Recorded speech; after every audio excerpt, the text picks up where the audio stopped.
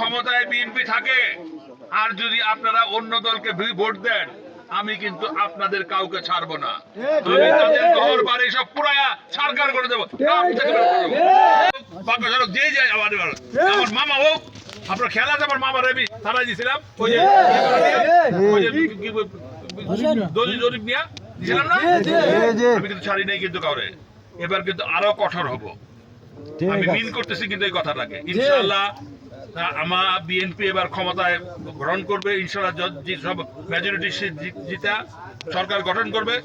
BNP ক্ষমতা আসা মানেই মঞ্জুর হাসান মুন্সি ক্ষমতায় আসা, মানে আওয়াল খান ক্ষমতায় আসা, মানে কোন ক্ষমতা আসা। ক্ষমতায় বিএনপি থাকে আর যদি আপনারা অন্য দলকে ভোট দেন, আমি কিন্তু আপনাদের কাউকে ছাড়বো না। আমি তাদের ঘর বাড়ি সব পুরায়া সরকার করে দেবো।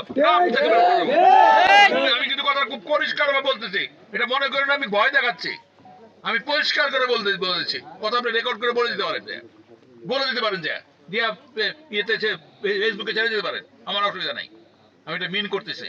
সুতরাং আমাকে যেন অপমানিত না হইতে হয়। আমি যদি অপমানিত হই, সে অপমানের শোধ কিন্তু আমি ওইভাবেই নেবো। কিন্তু ঠিক আছে না?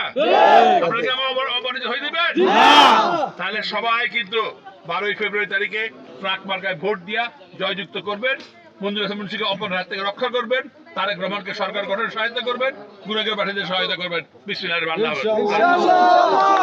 রহিম।